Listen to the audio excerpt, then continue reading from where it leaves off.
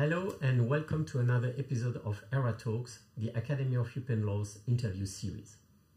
Our guest for this episode was the Prime Minister of Luxembourg from 1995 to 2013.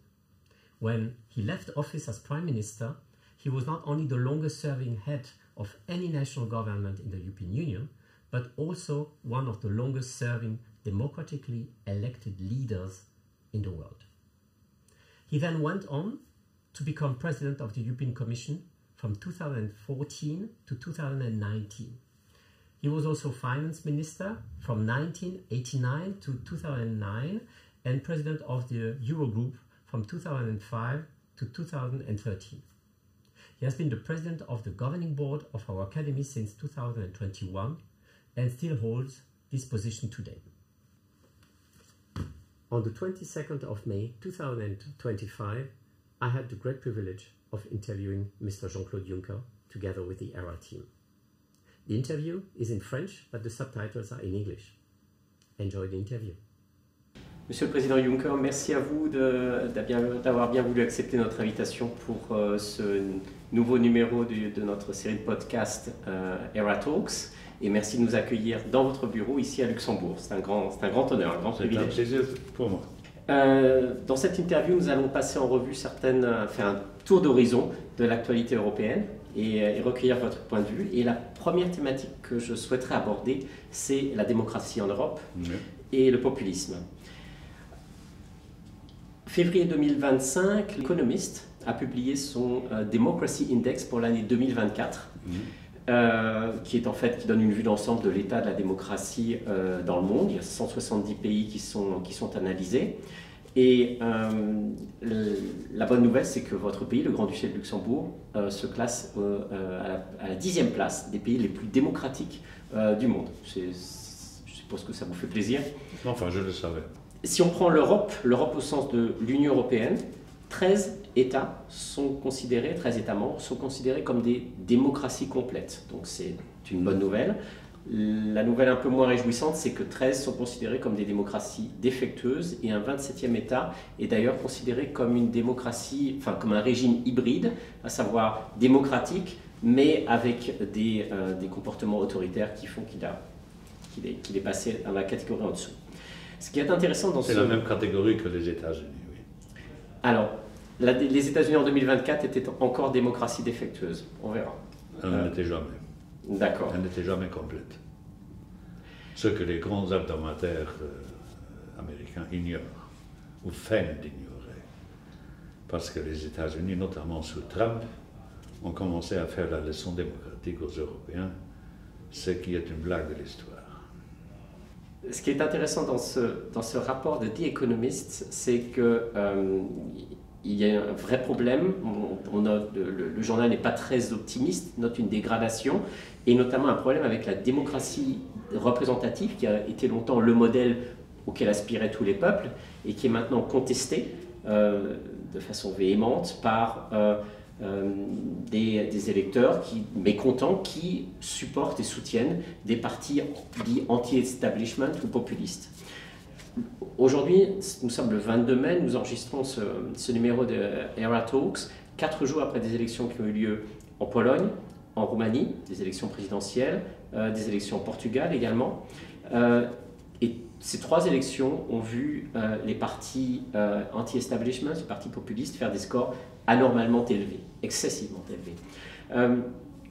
Ils sont tous très différents, ces partis, oui. Mais ils ont tous au moins 2 éléments en commun.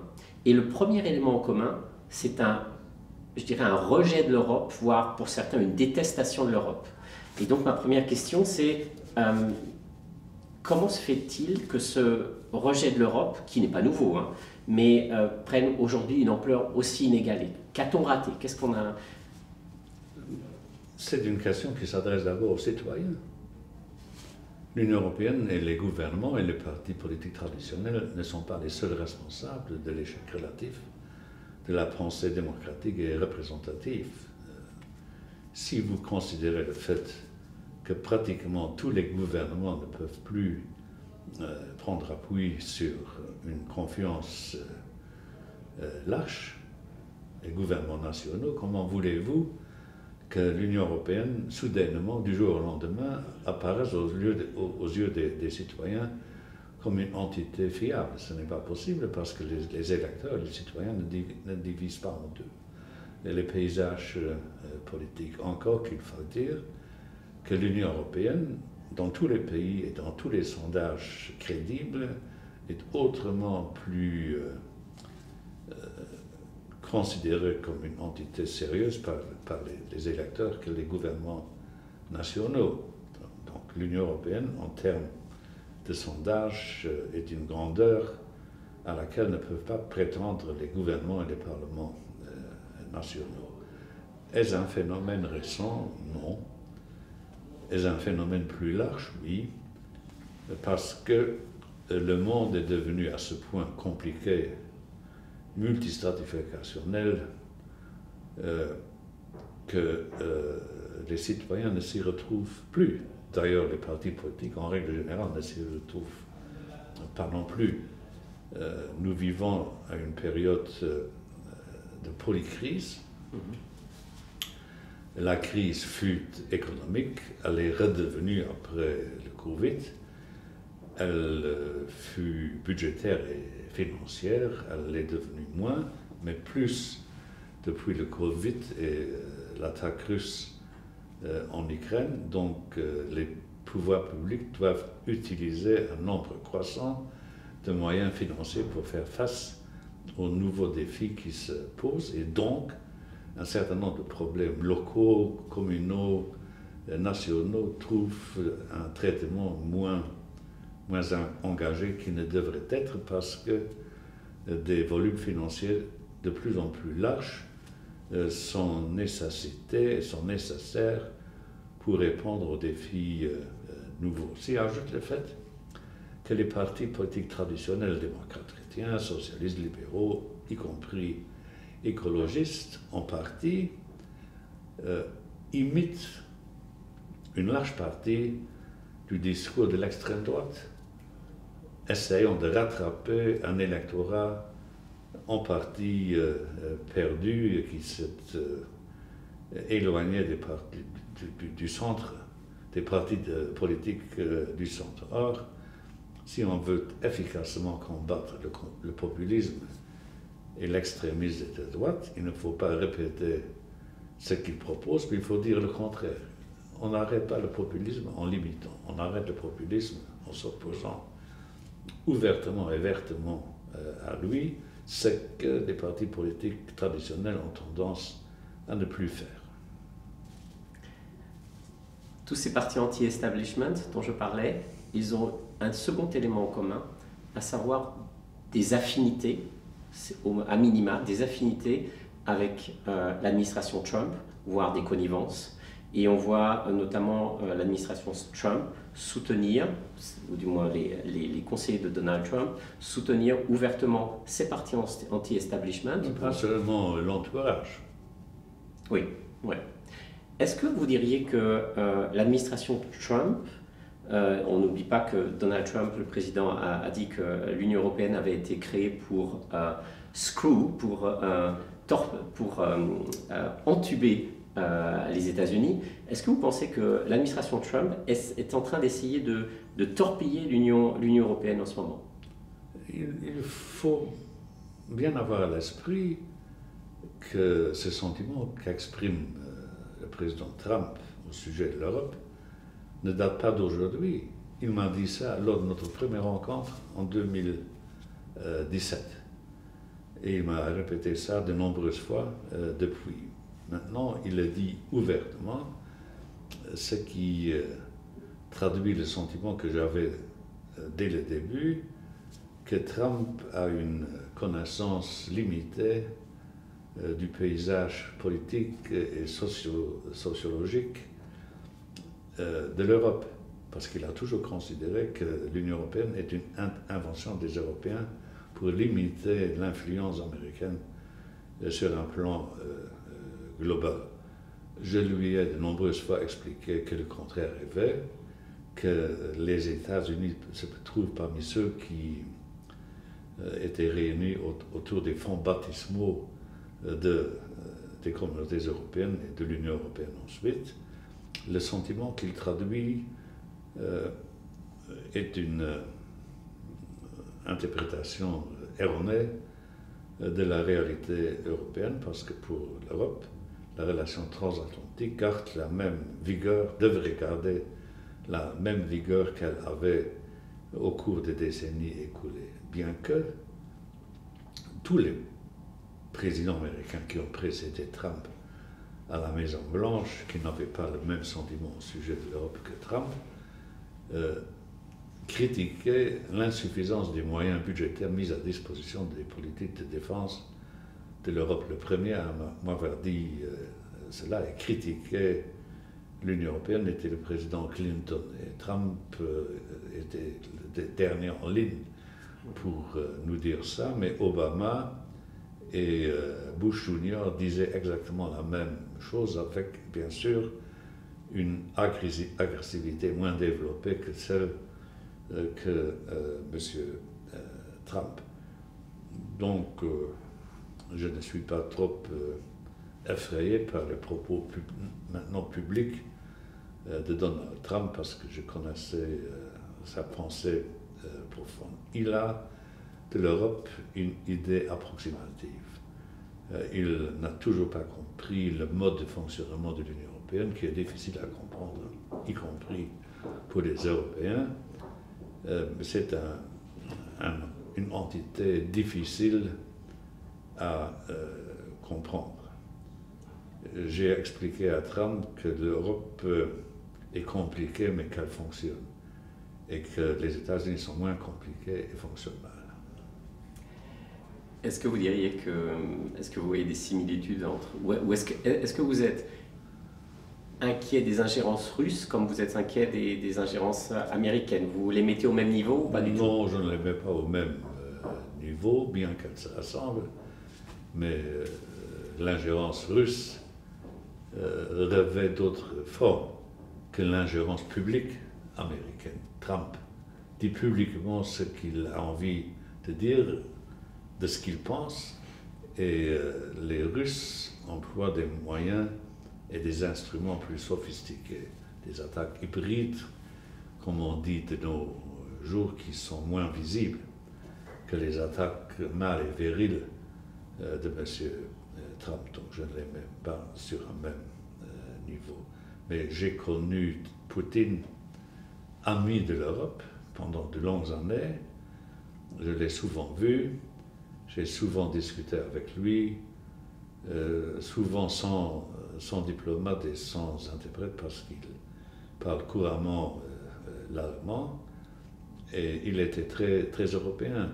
Rappelez-vous qu'en 2001, dans un discours désormais célèbre au Bundestag allemand, il disait que la guerre froide est terminée. Il le pensait vraiment. Il a changé depuis, parce qu'il n'y a pas un jour sans que Poutine et ses acolytes ne critiquent l'Union européenne en la présentant comme l'ennemi principal de la Russie. Il y a un sondage, moi qui ne crois pas dans les vertus des sondages, un nouveau sondage en Russie, où les Russes doivent répondre à la question de savoir qui est le plus grand ennemi de la Russie. Ils pensent que c'est la France, à 47 ou 48%, alors que l'Ukraine ne figure dans la liste qu'avec 37%. Donc la France est moins aimée des Russes que l'Ukraine, ce qui jette un regard, une lumière particulière sur la façon de penser des Russes. Mais je suppose que le sondage est truqué et tronqué, parce que je n'ose pas croire que les Français soient moins aimés des Russes que les Ukrainiens, à moins que la propagande anti-ukrainienne de M. Poutine est une autre invention de son imagination pas trop fertile en la matière. Je propose d'abandonner pour un court instant la question de la démocratie en Europe et de passer à une autre thématique et donc on reste encore à Luxembourg puisque je propose que nous parlions de Schengen. Schengen, peut-être pour ceux les plus jeunes qui suivent ce podcast, ce n'est pas un acronyme inventé par l'Union européenne, mais c'est un petit village au Luxembourg, à la frontière Luxembourg-France, Allemagne, Luxembourg. Ouais. Et en 2025, nous fêtons un double anniversaire. Nous fêtons, il y a 40 ans, le Benelux, l'Allemagne et la France signaient l'accord de Schengen. Et en 1995, donc 10 ans plus tard, la Convention de Schengen entrait en vigueur. Donc Schengen, c'est, je dirais, à la fois la manifestation la plus remarquable de la liberté fondamentale de circuler dans l'Europe, et c'est en même temps un point de polarisation très fort du débat politique dans les États membres. Quel bilan faites-vous de la Convention de Schengen 30 ans après son entrée en vigueur? Je suis d'abord content que presque l'ensemble de la planète sait aujourd'hui que Schengen est un petit village mosellan au Grand-Duché de Luxembourg. Tout le monde ne le savait pas au début, parce que le président Mitterrand, en plaidant la ratification du traité de Maastricht en 1991, disait à la télévision allemande « Personne ne sait où se trouve Schengen alors qu'il s'agit d'une petite ville aux Pays-Bas. » Il s'est non pas lourdement, mais certainement trompé, alors qu'aujourd'hui,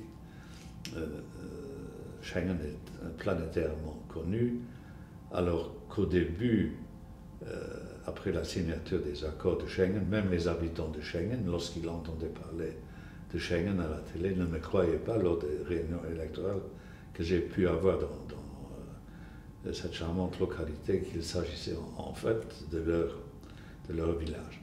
Schengen est devenu un des grands succès de la construction européenne, bien qu'au début, la plupart des États membres hésitèrent à faire partie de l'aventure, ce qui fit que Schengen fut établi à côté des traités pour être intégré dans les traités européens quelques années plus tard. Ce qui prouve que lorsque plusieurs États membres, un nombre limité d'États membres avancent, les autres finissent par essayer de rejoindre le même groupe pour pouvoir avancer comme le premier groupe des partants. Tel fut le cas de l'euro, qui faisait toujours partie des traités, mais nous étions 11 au début et nous sommes autour de 20 États membres aujourd'hui.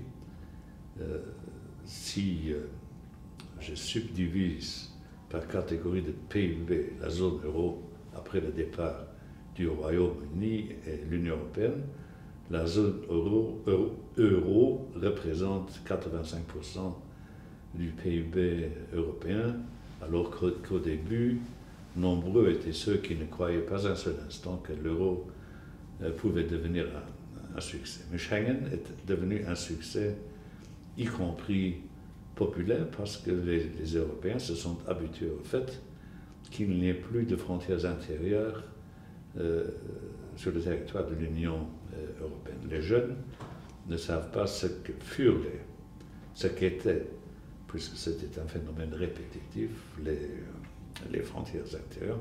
Moi, jeune garçon, j'ai vécu cette période lorsque je me déplaçais avec mes parents en France et surtout en Allemagne, à Trèves.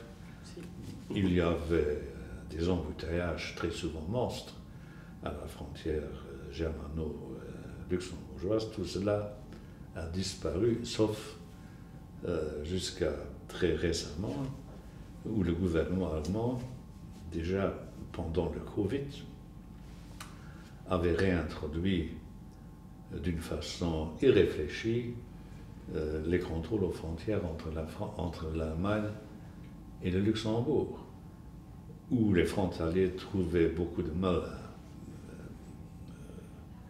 transiter entre les deux pays pour des raisons de travail, où les consommateurs luxembourgeois trouvaient beaucoup de mal à se déplacer à Trèves pour faire leurs achats, où la police fédérale, armée jusqu'aux dents, effectuait des contrôles sur les ponts qui relient à la Moselle l'Allemagne et le Luxembourg. Cela a conduit à deux phénomènes. Un, que l'atmosphère entre les Allemands et les Luxembourgeois, jusqu'à ce jour, s'est très détériorée, parce que voir la police allemande faire des contrôles armés à la frontière entre les deux pays suscite de très mauvais souvenirs, ce qui prouve que les vieux ressentiments réapparaissent immédiatement lorsque des phénomènes qui ressemblent à ceux dont je parle réapparaissent. Et deux, à entraver les bonnes relations commerciales dans la grande région. Et donc, j'avais dit aux chanceliers successifs, Merkel, Scholz et maintenant Merz, qu'il faudrait qu'à tout prix le gouvernement allemand et d'autres gouvernements européens qui l'imitent devraient mettre un terme à ce réflexe antipopulaire. Ils sous-estiment les effets de cette gesticulation malsaine et ignorent le risque de voir les accords de Schengen et la libre circulation être durablement annulés et dérangés si ces contrôles devaient perdurer, si les gouvernements s'habituent à ce réflexe. Les accords de Schengen qui fêteront le 40e anniversaire, je crois au mois de juin de cette année, auront disparu. On ignore ce risque. On ignore ce risque. Ouais. Et les peuples, le jour venu, lorsque les contrôles aux frontières seront devenus définitifs, les peuples européens, surtout dans les régions frontalières, vont se rebeller. Je le prédis, parce que cela arrivera. Et cette question que vous me posez rejoint celle que vous m'avez précédemment posée. Le populisme en Europe, comment il s'explique? Il s'explique aussi parce que les partis traditionnels imitent l'extrême droite. Les contrôles aux frontières introduits in fine du gouvernement Scholz n'auraient jamais été décidés par l'Allemagne si l'AfD n'avait pas obtenu 20% des votes en Allemagne. C'est lamentable. Alors, il n'y a pas que l'Allemagne qui a rétabli à titre provisoire, entre guillemets, ses frontières intérieures. La Commission est également, elle ne sait pas trop quoi faire, ce qu'elle devrait faire, mais un des arguments pour ces pays de rétablissement des frontières intérieures, un des arguments avancés, c'est la lutte contre le terrorisme et contre l'immigration irrégulière. Est-ce que c'est la bonne méthode et est-ce que ça vous convainc comme argument? Il est vrai que l'immigration illégale est devenue un fléau en Europe et que les États ont beaucoup de peine à limiter l'immigration illégale qui n'est pas acceptable. L'immigration légale est souhaitable parce que l'Europe a un besoin croissant de main-d'œuvre dont elle ne dispose pas elle-même. Et donc l'immigration légale devrait être autorisée et harmonisée quant à ses conditions d'accès sur l'ensemble de l'Union européenne. Le terrorisme est un fléau et l'immigration illégale l'explique, mais en partie seulement, parce qu'on constate de plus en plus souvent que les actes terroristes sont le fait d'habitants de l'Union européenne. Immigration de la deuxième génération, terroristes en fait nés de familles immigrées sur le territoire européen, ayant très souvent la nationalité d'un des pays de l'Union européenne. Donc l'immigration illégale nouvelle depuis les événements en Syrie sont une explication insuffisante du phénomène du terrorisme qui doit avoir une explication autrement plus large. Donc,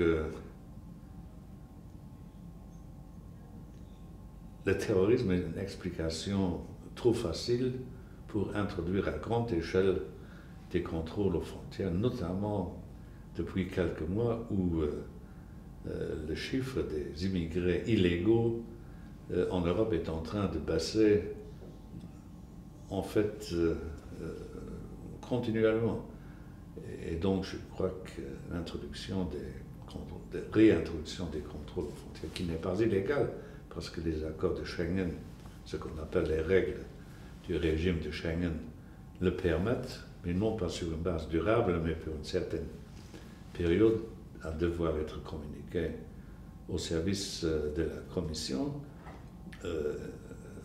et donc autorisés par les accords de Schengen, et ne sont pas autorisables si les contrôles devaient s'établir sur une base permanente, parce qu'à terme, cela signifierait la fin de Schengen. Donc il faut renforcer, vous êtes davantage pour plaider pour un renforcement des frontières extérieures de l'espace Schengen. On a renforcé le contrôle des frontières extérieures de l'Union européenne après les événements en Syrie et ailleurs.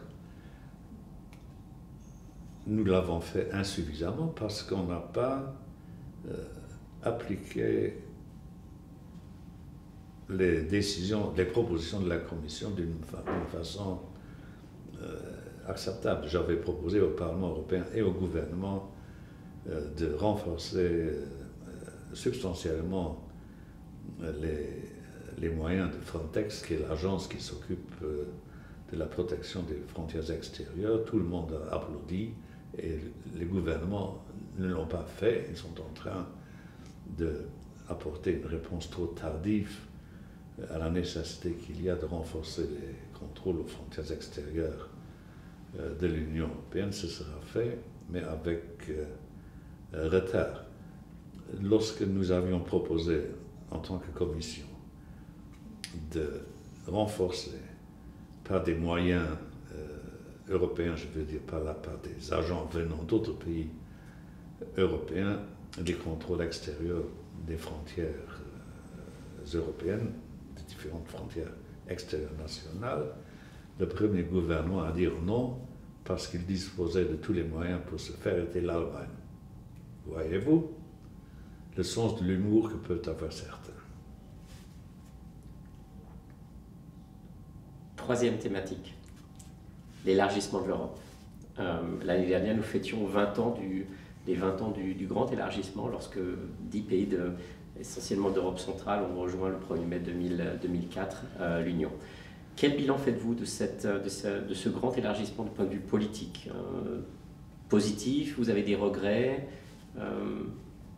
Tout s'est bien déroulé? J'étais parmi ceux premiers ministres qui ont tout fait pour rendre possible l'élargissement de l'Union européenne vers l'Europe centrale et l'Europe orientale, et vers Chypre et Malte. Nous avons négocié cet élargissement ou cette adhésion depuis le grand bouleversement à l'est de l'Europe. Nous avons travaillé à cet agrandissement de l'Union européenne depuis le début des années 90. Et nous l'avons réalisé en 2004.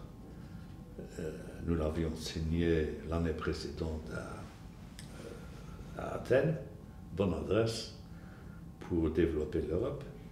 Et nous l'avons célébré à Dublin, sous présidence irlandaise, en 2004.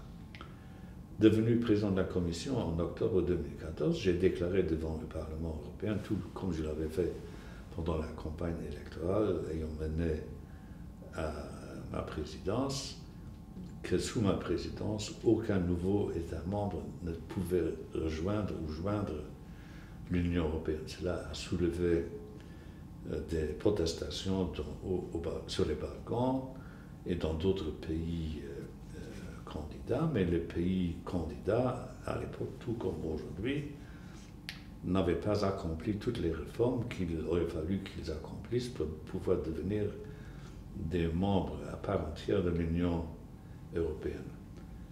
En effet, pendant les 5 années de ma présidence, aucun nouvel État membre n'est devenu membre de l'Union européenne, ni pendant le premier mandat de Mme von der Leyen entre 19 et 24. Encore que je crois nécessaire de rappeler à l'attention de l'Europe la nécessité que les pays des Balkans doivent disposer d'une perspective européenne. Or, les Balkans sont une région ultra compliquée. En fait, la région la plus compliquée en Europe. Dans nos pays plus calmes, plus pacifiés, on ignore tout de la profondeur des différends et des différences qui existent entre les pays des Balkans occidentaux que j'ai visités à plusieurs reprises, la dernière fois en tant que président de la Commission, pour constater que ces pays, tout en ayant fait des progrès, restaient loin de la zone d'arrivée à laquelle doit arriver tout nouvel État membre de l'Union européenne. À votre question sur le satisfecit ou le non-satisfecit que je peux exprimer à l'égard de l'élargissement de 2004, je dois dire que j'en suis très satisfait quant aux résultats. Parce que si on n'avait pas ouvert les portes de l'Europe, de l'Union européenne, aux nouvelles démocraties de l'Europe centrale et de l'Europe orientale, si on n'avait pas assisté ces pays pour passer d'une économie administrée vers une économie de libre marché, ces pays, l'un au détriment de l'autre, auraient fait des frontières nouvelles qui sont apparues entre ces pays, notamment de l'Europe centrale. Ces pays auraient fait de ces frontières des lignes de différence et seraient devenus des concurrents acharnés puisqu'ils auraient fait un usage exclusivement national et domestique des libertés nouvellement retrouvées parce que l'Union soviétique les avait empêchés d'évoluer comme des nations normales. Donc, ce fut une nécessité continentale et une exigence que l'histoire imposait aux dirigeants européens. Toujours est-il que dans plusieurs de ces pays, les efforts démocratiques ont connu une régression ces dernières années, notamment la Hongrie, la Slovaquie et d'une façon moins prononcée d'autres pays de l'Europe centrale. Donc il faudra veiller à ce que la Hongrie, la Slovaquie retrouvent le chemin de la démocratie intégrale. Effort à laquelle s'applique et s'adonne la Commission en présentant devant le juge européen le gouvernement hongrois et le gouvernement polonais pour des dérapages que la Commission avait découverts dans ces deux pays, découvert une mauvaise expression qui était devenue visible dans les deux pays. Est-ce que vous croyez à un élargissement, est-ce que vous croyez que les Balkans occidentaux, l'Ukraine et la Moldavie rejoindront, est-ce que vous le souhaitez, bientôt l'Union européenne? Je ne crois pas que sur le court terme, ces pays pourront rejoindre l'Union européenne. Il se pourrait qu'à cause d'un aveuglement de court terme, l'Ukraine, pour des raisons politiques et non pas pour des raisons factuelles, pourrait devenir membre de l'Union européenne. Je ne le souhaite pas parce que l'Ukraine, martyrisée en fait, n'est pas prête pour participer à toutes les politiques et à l'acquis communautaire tel qu'il existe. La même remarque s'applique aux Balkans occidentaux. Je souhaiterais plus souhaitable que l'Union européenne ouvre à ces pays candidats, pas à tous, mais à la plupart d'entre eux, l'accès à une partie des politiques européennes pour voir ces pays participer sans voter à certaines décisions prises dans des domaines particulier de l'action publique européenne, sans devenir membre pour l'instant, mais pour pouvoir s'acclimatiser au rythme et à l'intensité des politiques européennes. Donc, pas d'accès aux institutions, mais prise de participation sans vote de délibération du Conseil des ministres à certaines politiques. Ce qu'on a pu noter récemment, c'est que le comportement, on va dire un peu erratique de M. Trump, poussait certains pays, notamment la Norvège, l'Islande et même le Royaume-Uni, à nouveau dans les bras de l'Union européenne. Non, ce n'est pas vrai pour le Royaume-Uni. Non. Le Royaume-Uni ne redeviendra jamais membre de l'Union européenne. La présidence de l'Union européenne a trouvé des améliorations partielles au go-between entre les îles britanniques et le continent européen, mais ces arrangements sont loin d'une ressemblance à l'intensité de ce que revêtirait le membership à l'Union européenne. Et donc, l'interprétation faite par une certaine presse européenne et britannique de célébrer les récents accords qui sont nécessaires et utiles, de les assimiler aux relations qui existaient entre le Royaume-Uni et l'Union européenne avant le Brexit, est une interprétation qui ne reflète d'aucune manière la réalité qui sera celle de demain. Et la Norvège avait conclu avec succès les négociations d'adhésion à l'Union européenne en 1986, si mes souvenirs sont exacts, et les Norvégiens ont refusé via référendum leur adhésion à l'Union européenne, donc je ne crois pas, pour avoir souvent pratiqué les gouvernements norvégiens ces dernières années, je ne crois pas que sur le très court terme, la Norvège souhaitera faire le pas. Par contre, l'Islande va tenir un référendum d'adhésion en 2027. Oui, l'Islande, qui est un pays qui rassemble beaucoup aux exigences de l'Union européenne, est un cas différent parce qu'elle n'a pas refusé par référendum l'adhésion, comme l'a fait la Norvège, avec laquelle nous avons d'excellentes relations. Il y a des réunions entre les ministres norvégiens et les conseils des ministres Finances, Affaires sociales et autres de l'Union européenne, mais la Norvège ne semble pas être prête pour sauter le pas. L'Islande, dont plusieurs premiers ministres m'ont dit qu'ils souhaitaient rejoindre le plus tôt possible l'Union européenne, est un autre cas. Et les Islandais, après l'attaque de la Russie, sur lesquels, tout en étant membre de l'OTAN, souhaitent renforcer son manteau de protection en adhérant à l'Union européenne, parce qu'en adhérant à l'Union européenne, s'appliquerait à l'Islande la clause de solidarité qui existe entre les pays membres de l'Union européenne. Chaque pays membre de l'Union européenne doit apporter aide et soutien à un pays de l'Union européenne qui serait attaqué par un tiers État. Il ne faut pas être un membre pour disposer de cette protection, ce que d'ailleurs la plupart des Européens ignorent.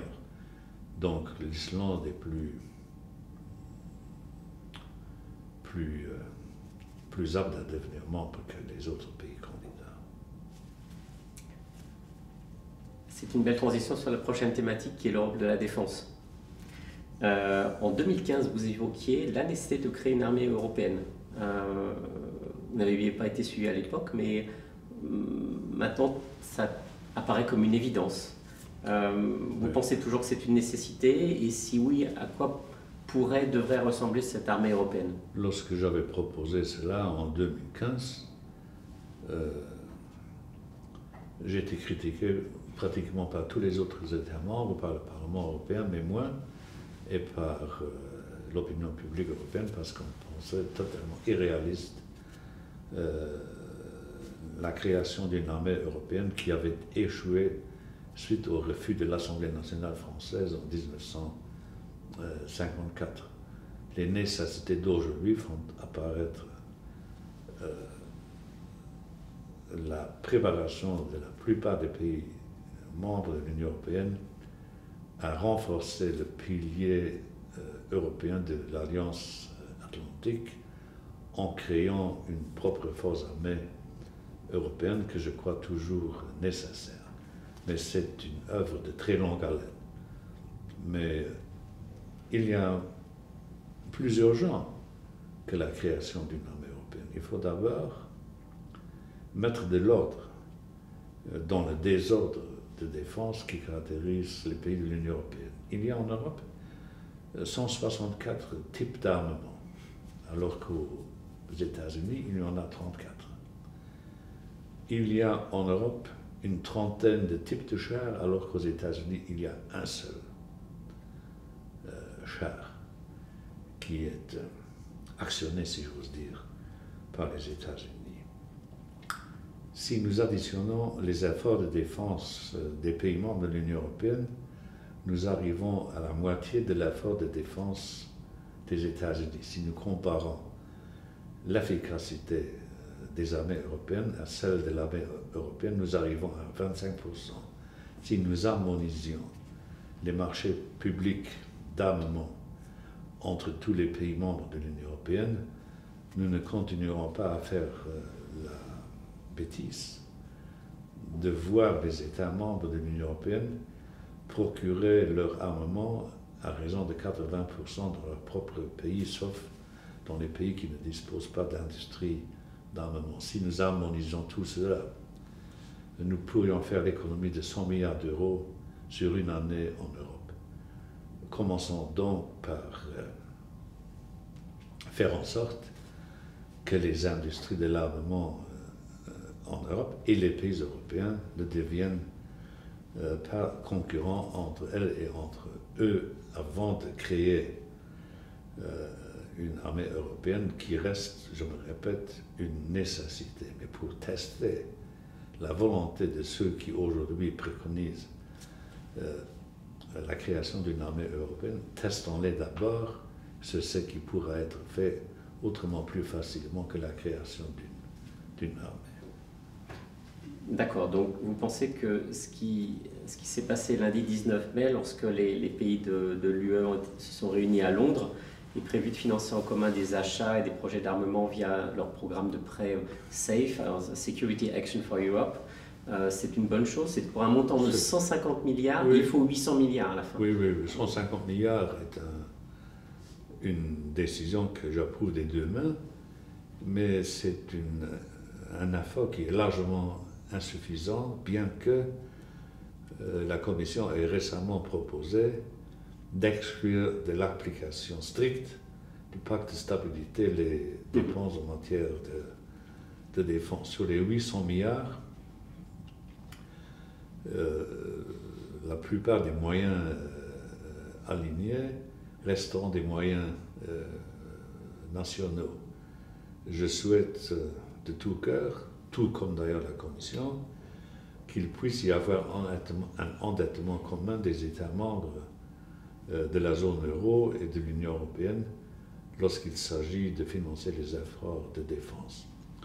Lorsque, en 1999, j'avais, avec le ministre des Finances italien proposé l'endettement commun dans le cadre de la crise financière des pays membres de la zone euro, j'étais couvert de crachats et d'invectives. Mais on le fera maintenant parce qu'on doit le faire. Et donc à terme, à quoi ça va ressembler? On va avoir l'Europe qui sera sous le parapluie nucléaire, un parapluie nucléaire franco-britannique? Je ne crois pas que sans négociation plus approfondie, une telle initiative puisse être prise avec succès. Mais je souhaite que le parapluie nucléaire français puisse servir à mieux protéger les pays européens contre des incursions nucléaires étrangères et notamment russes. Mais là encore, nous ne sommes qu'au début d'une réflexion incomplète.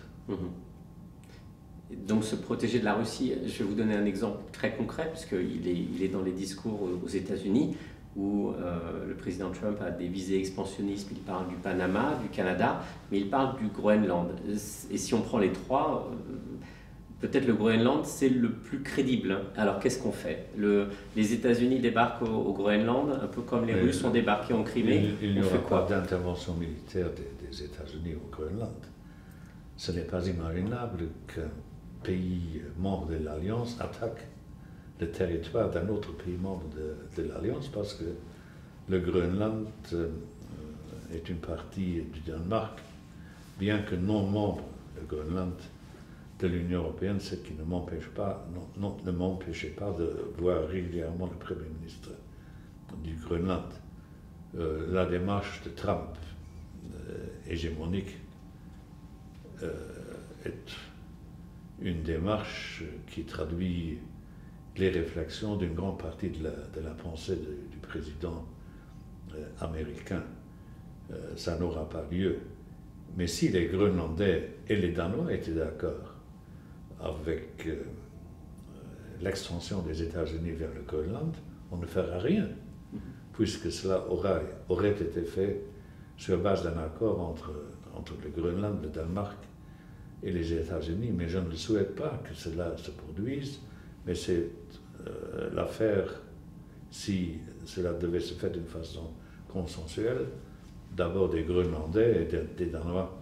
Ensuite, l'accord de l'Union européenne n'est pas requis pour faire cette extension du territoire américain sur une base consensuelle, mais je l'exclus pour le moment parce que les Groenlandais, à différentes reprises, ont exprimé leur vue de ne pas vouloir devenir membre des États-Unis, ni d'ailleurs de rester membre du Danemark, laissant les Groenlandais faire. Mais il est exclu que les États-Unis s'approprient militairement du territoire groenlandais. Je voudrais terminer sur un conflit qui, lui, n'est pas du tout hypothétique, mais qui est très concret et qui est un des deux conflits majeurs du moment qui a des grandes répercussions en Europe. Alors, je ne parlerai pas de l'Ukraine, mais je souhaiterais parler de ce qu'on appelle la situation à Gaza. Votre sentiment là-dessus? J'ai trouvé horrible l'attaque du Hamas sur le territoire israélien en prenant en otage, après avoir tué des centaines de personnes, de nombreux citoyens israéliens et européens et américains. C'était un fait plus que très condamnable. Et Israël était parfaitement autorisé à réagir, y compris militairement, à cette provocation et à ce crime horrible. Ceci dit, et après avoir dit qu'il ne faut pas oublier l'attaque du Hamas sur Israël, je voudrais dire que la réaction israélienne depuis est devenue une réaction hors toute proportion. Et le fait de bloquer l'aide alimentaire entre l'Égypte et la bande de Gaza est un crime. Et donc l'Europe est parfaitement fondée à se poser la question si nous pouvons, sans la changer, rester aux relations commerciales fondées sur un traité entre Israël et l'Union européenne, un débat qui a pris son envol il y a quelques jours. Moi, je reste un ami d'Israël, mais j'ai beaucoup de difficultés à m'approprier ne fût-ce qu'une partie de la pensée de M. Netanyahou, que je connais bien, mais dont je conteste la qualité et la nature de la réaction israélienne telle qu'elle se développe pour l'instant. On parle beaucoup d'une reconnaissance de la Palestine en tant qu'État. Le Luxembourg ne l'a pas reconnu. Vous souhaiteriez que le Luxembourg reconnaisse la Palestine? J'ai pris pour habitude de ne jamais donner de recommandations publiques au gouvernement luxembourgeois, qui est le gouvernement de mon pays. Alors ma question, je la pose au citoyen Jean-Claude Juncker. Est-ce que le citoyen Jean-Claude Juncker voterait pour un parti qui propose l'indépendance de la Palestine ou la reconnaissance? Je ne voterai pas contre ce pays pour cette raison-là, mais le citoyen Juncker est le même que l'ancien Premier ministre luxembourgeois.